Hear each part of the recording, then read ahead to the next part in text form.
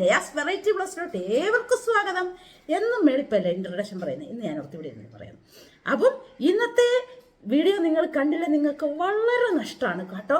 കാരണം അത്രമേൽ റിസൾട്ട് കിട്ടിയ അടിപൊളി ഒരു പായ്ക്കാണ് നിങ്ങളുമായിട്ട് ഞാൻ ഷെയർ ചെയ്യുന്നത്. പായ്ക്ക് മാത്രമല്ല, നമ്മൾ ഓരോ കാര്യത്തിലുള്ള പണ്ടത്തെ ഓരോ കഥകളും എല്ലാം അതിനകത്ത് ഉൾപ്പെടുത്തിയിട്ടുണ്ട്. നിങ്ങൾക്ക് രസകരമായ കഥകളൊക്കെ ഉണ്ട് ഇതിനകത്ത്. പക്ഷേ ഏറ്റവും അത്യാവശ്യം എന്ന് പറഞ്ഞാൽ ഈ അടിപൊളി പായ്ക്ക് എല്ലാവരും എന്നോട് ചോദിക്കുകയാണ്, ഇന്ന് എപ്പം ബ്യൂട്ടി പാർലറിൽ പോയെന്ന്. സത്യം, എപ്പോൾ പാർലറിൽ പോയടി നീ എന്ന് എന്നോട് എല്ലാവരും ചോദിച്ചു. കാരണം ഈ ഒരു പാക്ക് ഇട്ട് കഴിഞ്ഞാൽ നിങ്ങളോടും അതുപോലെ തന്നെ ചോദിക്കും, നിങ്ങൾ എപ്പം പാർലറിൽ പോയി എന്ന്. അത്രമേൽ റിസൾട്ട് കിട്ടുന്ന അടിപൊളി പായ്ക്കാണ് ഇന്നത്തെ ഞാൻ നിങ്ങളുമായിട്ട് ഷെയർ ചെയ്യാൻ ഉദ്ദേശിച്ചേക്കുന്നത്. കാരണം ഞാൻ ഇട്ട് കഴിഞ്ഞിട്ട് നിങ്ങൾക്ക് ആ റിസൾട്ട് നേരിട്ട് തന്നെ കാണാൻ സാധിക്കും. അതാണ് ഞാൻ പറഞ്ഞേക്കുന്നത്. അപ്പോൾ വീഡിയോയിലോട്ട് പോകുന്നതിന് തൊട്ട് മുൻപ് തന്നെ ചാനൽ ആരെങ്കിലും സബ്സ്ക്രൈബ് ലൈക്ക് ചെയ്യണം, ഷെയർ ചെയ്യണം, കമന്റ് ഇടാം. പാചകത്തിലൂടെ നമുക്ക് രസകരമായ കഥകളും കേൾക്കാം. എല്ലാവരും ഉണ്ട്, നമ്മുടെ അമ്മയുണ്ട് കേട്ടോ. അപ്പോൾ വീഡിയോയിലോട്ട് ഒന്ന് പോയേക്കാം. അപ്പം ഞങ്ങൾ നമ്മുടെ അമ്മയുടെ പിന്നെ ആരോഗ്യസ്ഥിതിയൊക്കെ എങ്ങനെയുണ്ടെന്ന് നോക്കാൻ പോട്ടെ അനൂപേ. ഓടിക്കോ, പൊക്കോ. അപ്പം നമ്മുടെ അമ്മയും ഞാനും കൂടെ ബ്ലഡൊക്കെ ടെസ്റ്റ് ചെയ്യാൻ പോവാ കേട്ടോ. അപ്പോൾ പോയിട്ട് വരാം കേട്ടോ. ആ, അപ്പോൾ നമ്മൾ ബ്ലഡൊക്കെ കൊടുത്തു, മംഗളത്തിൽ കൊണ്ട് കൊടുത്തു കുറച്ച്. അത് കഴിഞ്ഞിട്ട് ഇതേ നമ്മൾ തിരിച്ചു വന്നു. ഇനിയിപ്പം നമുക്ക് എന്നാ ചെയ്യേണ്ടിരുന്ന ബ്രേക്ക്ഫാസ്റ്റ് ഒക്കെ കഴിഞ്ഞായിരുന്നു കേട്ടോ. ബ്രേക്ക്ഫാസ്റ്റ് ഇന്ന് പുട്ടും കടലക്കറി ആയിരുന്നു. പിന്നെ ഇനിയിപ്പം ഇന്നലത്തെ നമ്മുടെ മീൻകറി വറുത്തരച്ച് വെച്ചിരിപ്പുണ്ട്, അത് കൊച്ചിന് ഭയങ്കര ഇഷ്ടമാണ്. പിന്നെ മീൻ വറുത്തു. ഇനി എന്ന് പറഞ്ഞു കഴിഞ്ഞാൽ നമുക്ക് ഇതരിഞ്ഞു വെച്ചിട്ടുണ്ട് നല്ലൊരു പാവയ്ക്ക തോരൻ. പാവയ്ക്ക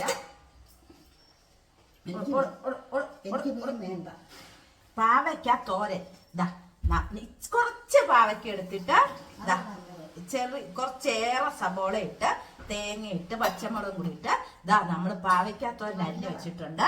നമുക്ക് ആ പാവയ്ക്ക എടുത്ത് തോരൻ വെക്കാം. പിന്നെ ഒരു സാമ്പാർ വെക്കാന്ന് വിചാരിച്ചു. സാമ്പാറിന് പരിപ്പും സബോളയും പച്ചമുളകും കൂടെ വേവിച്ച് വെച്ചിട്ടുണ്ട്. ഇനി നമുക്ക് നമ്മുടെ കപ്പളങ്ങ ഉണ്ടോ നോക്കാം. നമ്മുടെ തോട്ടിയൊക്കെ ഞാൻ എടുത്തോണ്ട് വന്നു നമ്മുടെ കപ്പളങ്ങ പൊറിക്കാൻ കൊണ്ടോ. കപ്പളങ്ങ അടക്കുന്ന അപ്പം ഞാനെടുത്തതാ നമ്മുടെ ഷോർട്ടിനകത്ത് നമ്മുടെ ചീരയൊക്കെ കാണിക്കുന്നതാണ്. നോക്കിക്കേ, റെഡ് ലേഡിയുടെ തൈ ഉണ്ട് കേട്ടോ. ഇഷ്ടംമാതിരി തൈ ഉണ്ട്, ആർക്കെങ്കിലും വേണമെങ്കിൽ പറഞ്ഞാൽ മതിയേ. ഇങ്ങോട്ട് വന്നാച്ചാൽ മതി, പറയുമല്ല, വന്ന് എടുത്തോണ്ട് പോക്കൂ. ഇഷ്ടംമാതിരി നിൽപ്പുണ്ട്. അപ്പം ഞാനൊരു കപ്പളങ്ങ പറിക്കട്ടെ. അപ്പം നമുക്ക് നമ്മുടെ സാമ്പാറിനുള്ള കഷ്ണങ്ങളൊക്കെ അരിയാം കേട്ടോ. ഇയാളിങ്ങനെ റൗണ്ട് അടിച്ച് നടപ്പുണ്ട്. നമ്മുടെ ഈ ദുഷ്യന്തന്റെ പുറകെ ശകുന്തള നടക്കുന്ന പോലെയാണ് നമ്മുടെ രാജമ്മയുടെ കാര്യം അല്ലേ. ദുഷ്യന്തൻ പോയി ലോകവാസം പെടിഞ്ഞ്, അപ്പൊ ശകുന്തളയിലൊക്കെ ഇങ്ങനെ പരുതി നടക്കുക കേട്ടല്ലോ. അപ്പം ഞാൻ ഇന്ന് സാമ്പാർ വെക്കാന്ന് വിചാരിച്ചു.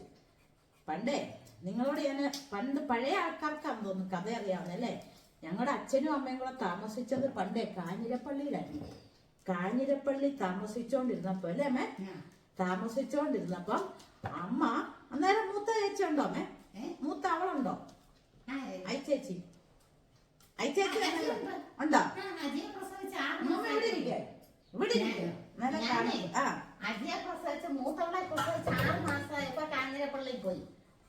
മൂത്ത ചേച്ചിയെ പ്രസവിച്ച് 6 മാസമായപ്പോ കാഞ്ഞിരപ്പള്ളി താമസിക്കാൻ പോയി. അതെ, കാഞ്ഞിരപ്പള്ളിക്കാരിയാ. എന്നിട്ട് ഞങ്ങളുടെ അച്ഛന് വാട്ടർ അതോറിറ്റിയിലായിരുന്നു ജോലിയെ. അച്ഛൻ ജോലിയെല്ലാം കഴിഞ്ഞ് വൈകിട്ടായിരുന്നു അല്ലേ, വൈകിട്ടല്ലേ പോയത് അച്ഛൻ നടക്കാൻ. വൈകിട്ട് അച്ഛൻ ഇടയ്ക്ക് ചുമ്മാ കൂട്ടുകാരെയൊക്കെ കാണാൻ വേണ്ടി പോയേ അച്ഛൻ. മുകളിലൊരു വീടുണ്ട് പൊക്കത്തില്, അവിടെ പോയതാ. ഒരു പൊക്കത്തിലൊരു വീടുണ്ട്. അച്ഛൻ കുറച്ച് കൂട്ടുകാരന്മാരുണ്ട്, അപ്പൊ അങ്ങോട്ട് വേണ്ടി പോയതാ. കാഞ്ഞിരപ്പള്ളി എന്നൊക്കെ പറയുമ്പോ പണ്ടത്തെ കാഞ്ഞിരപ്പള്ളി എന്നൊക്കെ പറഞ്ഞ ഒട്ടും അനക്കമൊന്നും ഇല്ല. അവിടെ ഇവിടെയൊക്കെ ഓരോ വീടുകളെ ഉള്ളെന്ന് അമ്മ പറഞ്ഞു. ഈ പാറയാ മുഴുവൻ പാറകളാ മൊത്തം കേട്ടല്ലോ. പാറകളല്ല, പാറകൾ. ഇപ്പോഴല്ലേ പാറകളൊക്കെ ഉള്ള. എന്നിട്ട് അച്ഛനെ കാണുന്നില്ലല്ലേ. ഒരു 11 12 മണിയായപ്പോ അച്ഛൻ ആ വീട്ടിൽ നിന്ന് രാത്രിയിലോ? രാത്രിയില്ലേ അത്ര നേരം അച്ഛൻ എവിടായിരുന്നു? അവിടെ ആ കൂട്ടുകാരെടുക്കല്ലേ. ആഹാ, 12 മണി വരെ അച്ഛൻ ആ കൂട്ടുകാരന്റെ വീട്ടിൽ ഇരുന്നു. എന്തുകൊണ്ട് എന്റെ അമ്മ ഇട്ടിട്ട് പോയ അച്ഛൻ? അച്ഛൻ വേറെ ഞാൻ ഒറ്റക്കല്ല കേട്ടോ, ഒരു കൂട്ടുണ്ട്. മറിയാമ്മേന്നും കൂട്ടാക്കിയിട്ട് അച്ഛൻ പോയട്ടോ. എന്താ രാവിലെ തൊട്ട് വൈകിട്ട് വരെ വാട്ടർ അതോറിറ്റിയിൽ അവിടെ ഇവിടെയൊക്കെ ജോലി ചെയ്ത് നടന്നിട്ട് വൈകിട്ട് രാത്രി ആയപ്പോ കൂട്ടുകാരന്റെ അടുത്തൊന്ന് പോയി ഇച്ചിരി വൈകി. അതിനിപ്പോ എന്താ കുഴപ്പല്ലേ? പക്ഷെ വീട് അന്വേഷിക്കാൻ അവിടെ അച്ഛനെ ഇറങ്ങി വന്നപ്പോ അപ്പൊ ഇങ്ങനെ ഈ ഭയങ്കര കുന്നും പ്രദേശമാണ്. അവിടൊന്നും അനക്കയില്ല. 2 ഏക്കറിനകത്ത് ഒരു പെരയാ. പുതിയ ആൾക്കാർക്ക് വേണ്ടി കേട്ടോ, പഴയ വീഡിയോയിൽ പറഞ്ഞിട്ടുണ്ട്. അവിടുന്ന് വന്നപ്പം അച്ഛനെ ആരാണ്ട് ഇങ്ങനെ ചുറ്റിക്കുന്ന പോലെ വഴി മനസ്സിലാവുന്നില്ല. വഴി മനസ്സിലാവുന്നില്ല. വഴിയിൽ കൂടെ അല്ല വരുന്നത്, വേറെയാ വരുന്നത്. അച്ഛൻ എന്നും നടക്കുന്ന വഴി. സ്റ്റോപ്പ്, മിണ്ടലിനിപ്പം ഞാൻ പറയാൻ രാജു. അച്ഛൻ എന്നും വരുന്ന വഴിയല്ല അച്ഛൻ വരുന്നത്. അച്ഛനെ ആരോ വഴി ഇങ്ങനെ നടക്കുമ്പോ തെറ്റിച്ചോണ്ട് പോന്നു അല്ലേ? തെറ്റിച്ചോണ്ട് പോന്നു. എന്നിട്ട് അച്ഛന് പിടികിട്ടുന്നില്ല. അപ്പൊ പണ്ട് ഒത്തിരി കഥകൾ പറഞ്ഞിട്ടുണ്ട് അല്ലേ ആൾക്കാര്. ഇങ്ങനെ ഒരു സംഭവം അവിടെ ഉണ്ട്. പ്രേതം, ഭൂതം, പിശാച് എല്ലാം ഉണ്ട്. ഇപ്പോഴാണെ നമ്മളൊക്കെ തന്നെ പ്രേതങ്ങൾ ഉണ്ട്. അതുകൊണ്ട് വളരെ സൂക്ഷിക്കണം എന്നൊക്കെ പണ്ടുള്ളവർ അവിടുത്തെ ആൾക്കാർ പറയാറുണ്ട്. പക്ഷെ ഇവർക്കൊക്കെ പുണ്യം മനസ്സിലായല്ലോ. എല്ലാവർക്കും പുണ്യമായിരുന്നു, ശ്രദ്ധിച്ചില്ലാരും. അപ്പൊ അച്ഛനെ തെറ്റിച്ച് കൊണ്ടുപോയിട്ട് അച്ഛനെ കാണുന്നില്ലല്ലേ? എന്നിട്ട് അച്ഛൻ എന്നാ ചെയ്തു? അച്ഛനൊരു ബുദ്ധി തോന്നി. എന്താ ബുദ്ധി എന്നറിയാവോ? അച്ഛൻ തുണിയെല്ലാം ഊരിയിട്ട് തലേ കെട്ടി. അപ്പൊ നിക്കർ ഊരിയോ? നിക്കറൂരി കാണും. അല്ല നിക്കറില്ലായിരുന്നോ? വൈകിട്ടല്ലേ പോയത്? ഒന്നും എനിക്കറിയത്തില്ല കൂടുതല്. എന്താണേലും അച്ഛൻ തുണിയെല്ലാം ഊരിക്കെട്ടി തുണിയില്ലാതെ നടക്കുന്ന ആ പ്രേതത്തിന് പേടിയാന്ന് പറയും. അപ്പൊ അണ്ടർവെയർ ഉണ്ടെന്നുണ്ടെങ്കിൽ പ്രേതം പേടിച്ചോടത്തില്ല. അപ്പൊ ഒന്നുമില്ല സംഭവം. അതായിരിക്കാം. എന്നിട്ട് അച്ഛൻ ഓടിക്കളിച്ച് മേല് മുഴുവൻ കാണായിരുന്നു.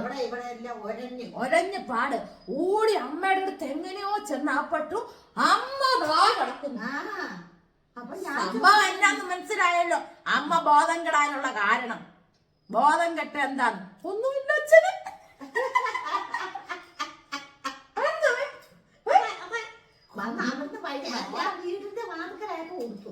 തുണി ഉടുത്തു.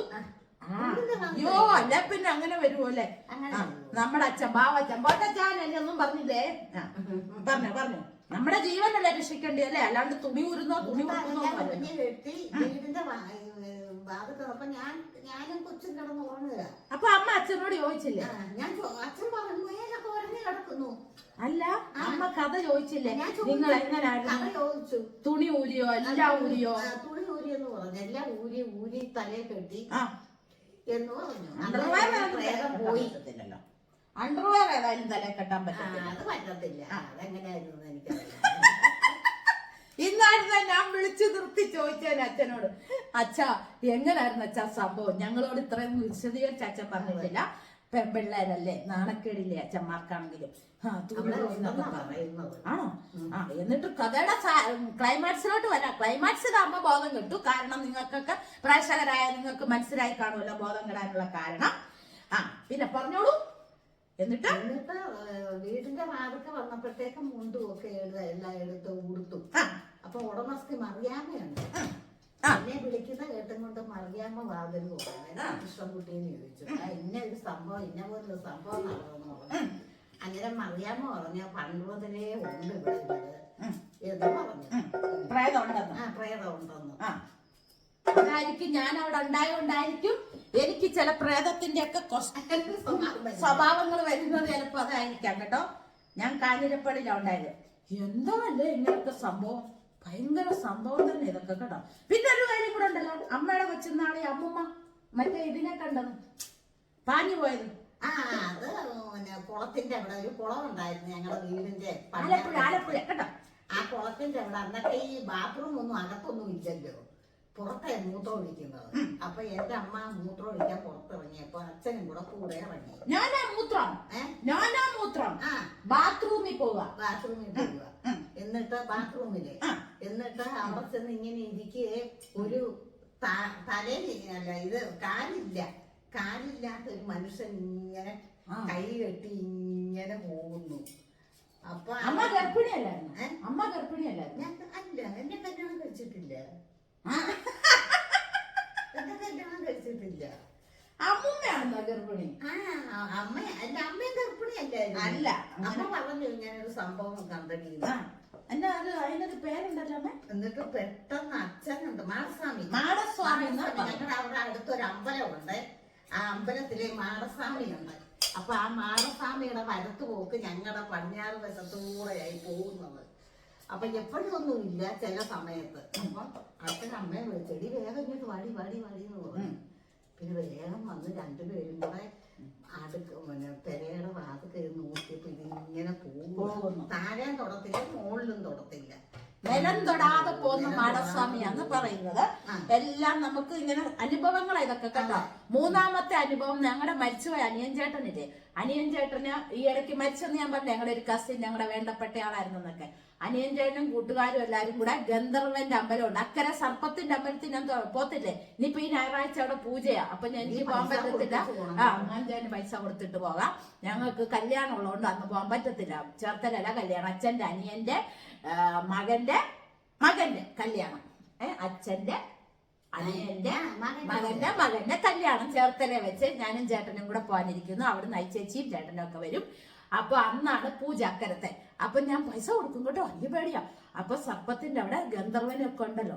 ഈ അനിയൻ ചേട്ടനും കൂട്ടുകാരും പാതിരായ്ക്ക്, അവരുടെ കൊച്ചു പ്രായമല്ലേന്ന്, അവര് പാതിരായ്ക്ക് വർത്താനെല്ലാം പറഞ്ഞപ്പോണ്ട് എന്റെ പൊന്നെ ഒരു വലിയൊരു ഗോളം എന്നും പറഞ്ഞ് പാസ് ചെയ്തു പോയി ഇവരുടെ മുമ്പിൽ കൂടെ.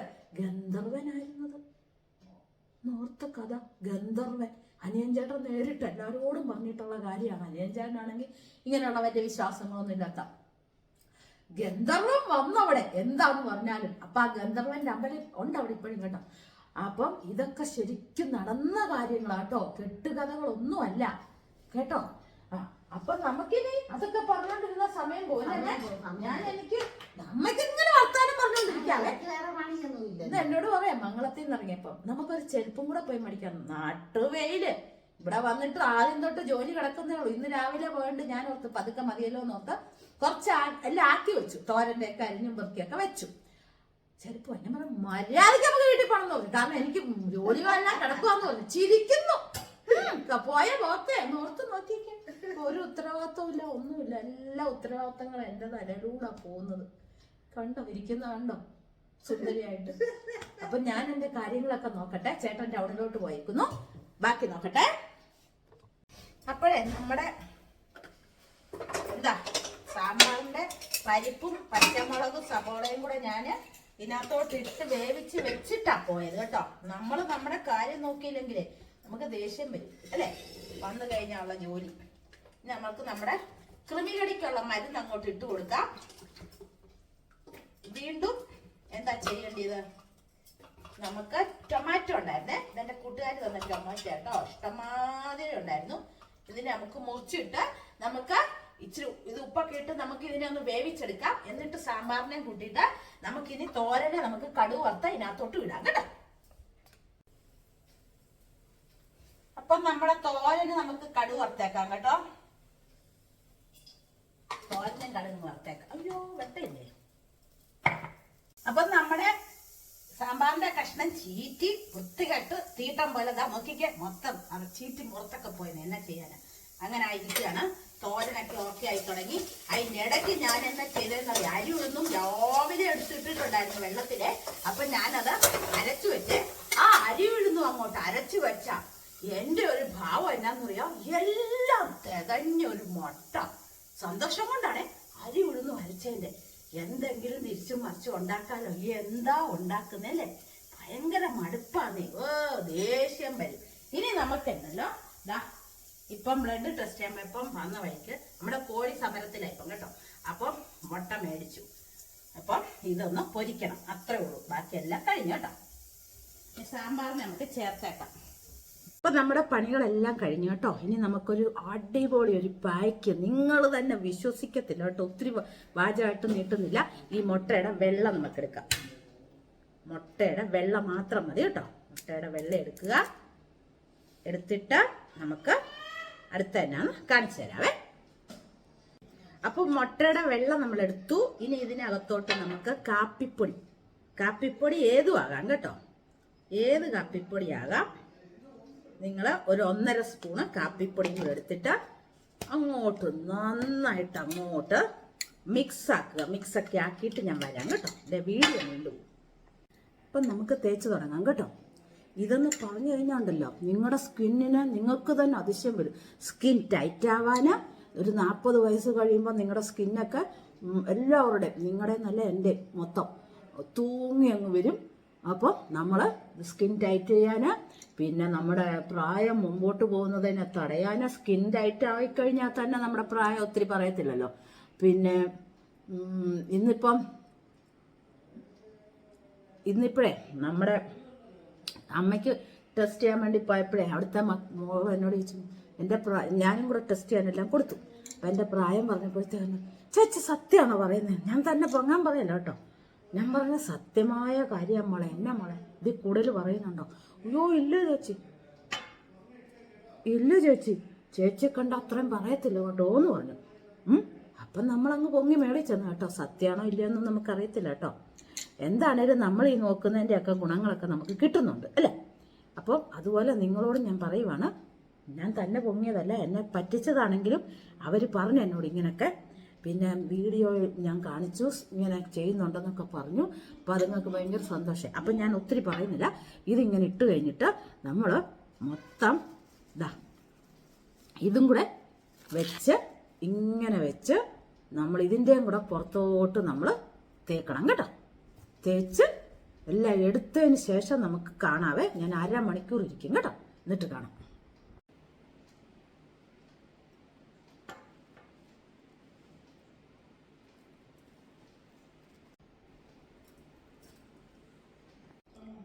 പകുതി എടുത്തിട്ട് നിങ്ങളെ കാണിക്കാൻ വന്നതാണ്, എടുത്തിട്ട് വരാം. അപ്പം ഒറ്റ യൂസിൽ തന്നെ റിസൾട്ട് കിട്ടുന്ന അടിപൊളി പായ്ക്കാണ്. നിങ്ങൾക്ക് എല്ലാവർക്കും ഇത് അറിയാമായിരിക്കുമല്ലോ. ഈ വീഡിയോ നിങ്ങൾ തീർച്ചയായിട്ടും ഇത് കാണണം. എല്ലാം ചെയ്ത് കഴുകിയെല്ലാം കഴിഞ്ഞിട്ടുള്ള എൻ്റെ മുഖമാണ് അടിപൊളിയല്ലേ? എങ്ങനെയുണ്ട്? അപ്പൊ ഇന്നത്തെ വീഡിയോ ഇവിടെ വെച്ച് നിർത്തുവാണ്. ഇന്നത്തെ വീഡിയോ എല്ലാവർക്കും ഇഷ്ടപ്പെട്ടെങ്കിൽ ലൈക്ക് ചെയ്യണം, ഷെയർ ചെയ്യണം, കമന്റ് ചെയ്യണം, സബ്സ്ക്രൈബ് ചെയ്യണം. എല്ലാവരും നമ്മുടെ ചാനലിനെ സപ്പോർട്ട് ചെയ്യണം. പുതിയൊരു വീഡിയോയുമായിട്ട് നമുക്ക് നാളെ തന്നെ കാണാം. ടാറ്റാ.